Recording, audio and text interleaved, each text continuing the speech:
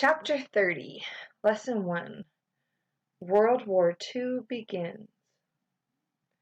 In the 1930s, Germany and Japan invaded neighboring countries to gain resources and land. Hitler allied with Italy, annexed Austria, and occupied the Sudetenland. Japan made a quick conquest of Manchuria. At first, the other world powers allowed these acts of aggression. They wanted to avoid war. Yet the path to war was already paved.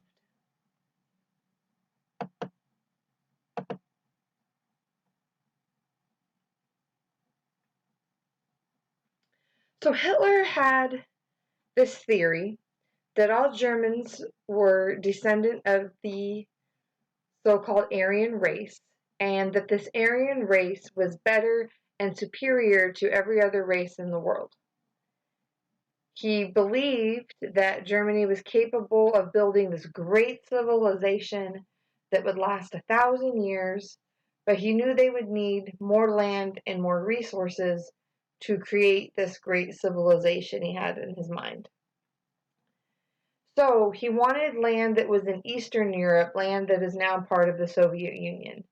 So all along, no matter what he says, no matter what he does, he's got this in the back of his mind that he's going to go to war with the Soviet Union at some point because he wants that land.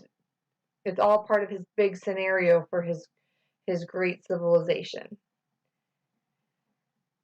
And then he decided, after they conquered the land, it would be inhabited by German peasants, and the Slavic people would be used for slave labor to build this great Aryan racial state under Germany.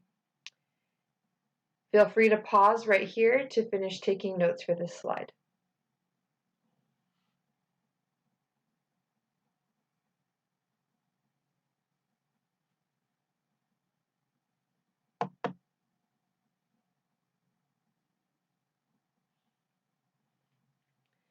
Hitler really wanted to change some of the unfair provisions that were in the Treaty of Versailles. When we did our simulation, we talked about how there were a lot of things in it that really screwed over Germany and the German people, and it made it difficult for their country to progress. They experienced a Great Depression because they couldn't afford the payments that were part of the Treaty of Versailles, the reparations payments. So in some sense, Great Britain thought, some of the things in that treaty were really harsh, so maybe we should let Germany have some stuff back. And France was like, no, Germany is awful and they deserve everything that they get. So Hitler's just going right ahead, and he created a new German Air Force. He rebuilt the army that was only supposed to have 100,000 men. He built it up to 550,000 men. Britain and France and Italy did condemn his actions and said, hey, you're violating the treaty, you're not supposed to do that. But they really didn't do anything else because all of these countries were suffering a Great Depression, and no one really had the power to do anything other than say, oh, you shouldn't do that, Hitler, because, Hitler really cares. So the next thing he does is he sends troops to take back the Rhineland. As you can see on the map, the Rhineland is this area in between Germany and France that was supposed to be a demilitarized zone, creating a buffer between Germany and France. And he went ahead and sent troops in and occupied this area again. And this is where Great Britain starts practicing their policy of appeasement. And they say, okay, yeah, you can do that. That was your land to begin with. You can have it back. Technically, yeah. Where they figure if they sit back and make Hitler happy, that at some point he'll stop. That's what appeasement means. If you need a moment to finish taking notes for the slide, this is the good place to pause it.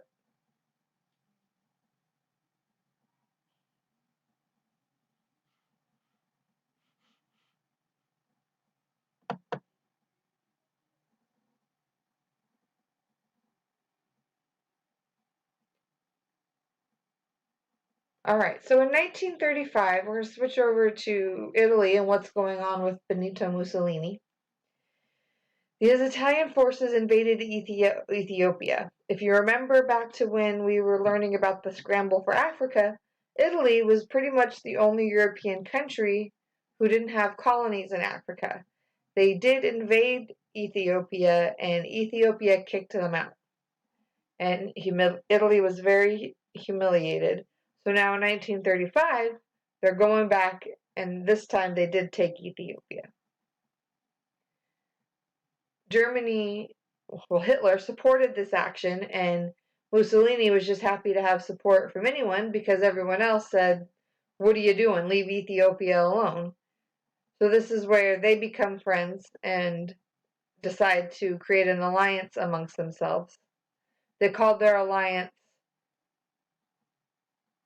the Rhone-Berlin Axis, and so hence therefore they would be called as the Axis powers. They chose this name because Germany and Italy are right in the middle of Europe. And they refer to, an axis is something that spins around. So we talk about usually the Earth, it's on an axis and it rotates around its axis. So in their minds, since Germany and Italy are in the middle, the rest of Europe revolves around their axis. So they are called the Axis powers. In 1936, Germany and Japan signed a treaty with each other called the Anti-Comintern Pact. This meant that they were against communism and they would do anything they needed to stop the spread of communism. So hint, hint, wink, wink at the Soviet Union. If you need a moment to catch up on notes for this slide, right now is a good time to pause this slide.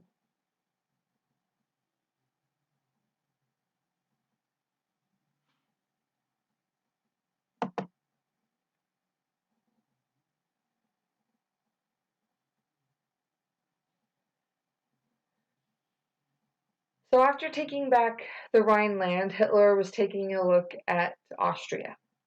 Being that Hitler was born and raised in Austria, he had always dreamed of Austria becoming part of Germany to fulfill, his great society ideas about the Aryan race. So what he did was he threatened that Germany would invade Austria, and he forced the Austrian chancellor to put Austrian Nazis in charge of the government. And then he sent German troops into Austria to help maintain with law and order. So it was kind of like, Austria wants to be part of Germany, but really Hitler threatened them by force to annex Austria to become part of Germany. This goal of Hitler's was called Anschluss, the idea of Austria becoming part of Germany. If you need time to finish the notes for this slide, this is a good place to pause.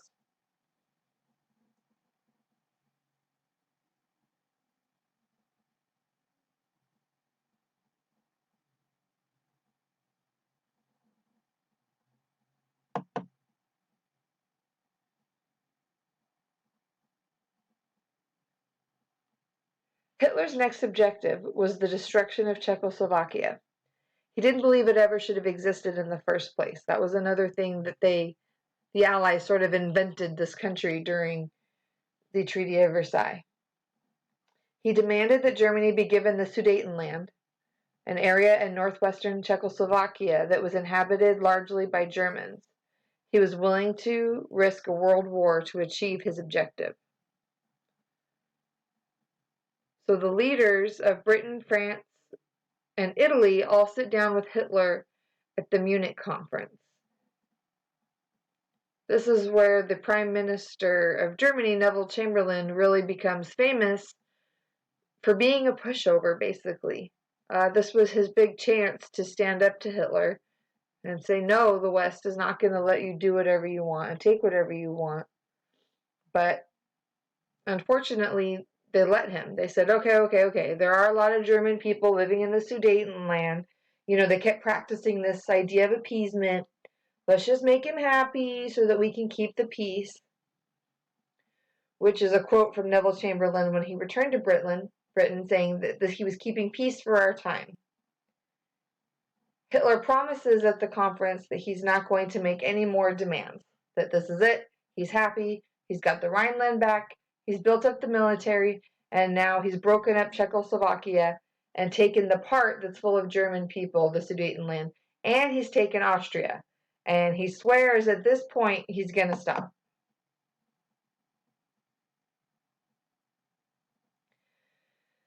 But he doesn't stop. He goes ahead and he takes over the rest of Czechoslovakia. His next move after he takes over Czechoslovakia is he wants this port city of Danzig, which is in Poland. Danzig is right here. That little area that's tan on the map. Right here. He wants this port city. It's a very popular port city. It's worth a lot of money. He wants it. So he starts demanding Danzig, part of Poland. And this is finally when Britain's like, okay, we need to help Poland. We created Poland during the Treaty of Versailles. It's important for us to be their ally and stick up for them. However, Britain and France knew because of the Great Depression they were suffering from after World War I, they were not powerful enough to stop Hitler. And this is when they began talking with Joseph Stalin, the Soviet dictator. Go ahead and pause here if you need to finish the notes on this page.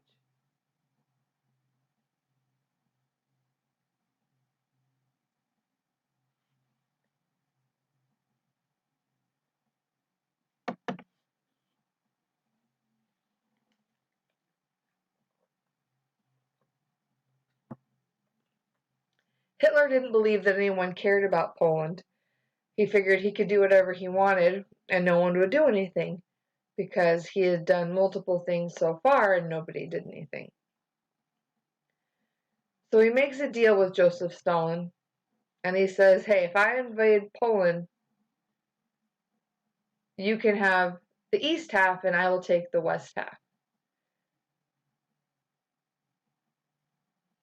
So Hitler and Stalin sign the Nazi-Soviet Non-Aggression Pact, where in this deal they decide that they are going to take over Poland and split it, and that they are not going to go to war with each other. That whatever the other one does, they're going to look the other way. Non-aggression. So whatever Hitler does, the Soviets will look the other way. Whatever the Soviet Union does, the Nazis will look the other way. That was the promise that they made to each other in the Nazi-Soviet Non-Aggression Pact. Go ahead and pause here if you need more time for these notes.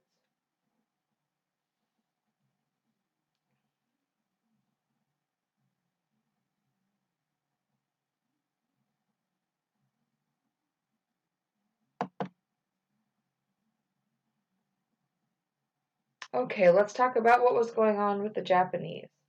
The Japanese wanted to create a great empire and be equal to the other industrialized nations in the West.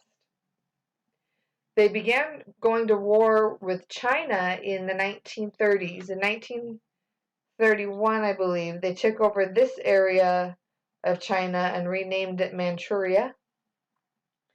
And as you can see on the colors of the map, it follows along where Japan is taking more and more territory.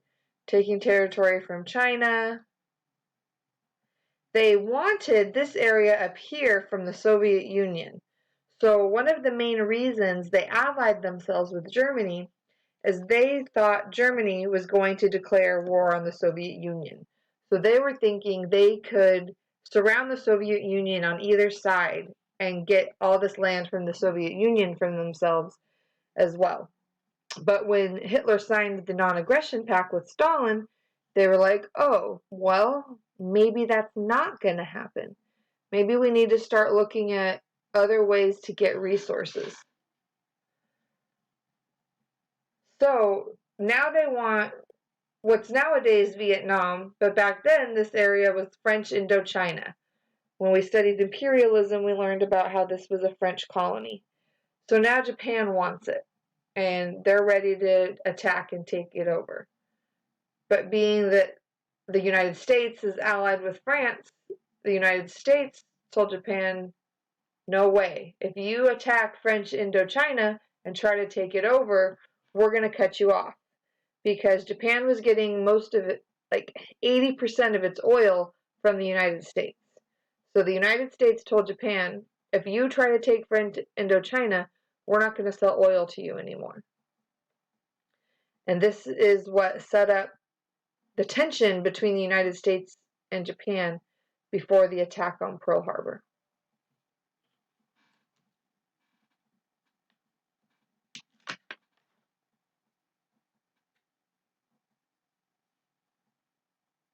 And go ahead and pause right here if you need to finish these notes.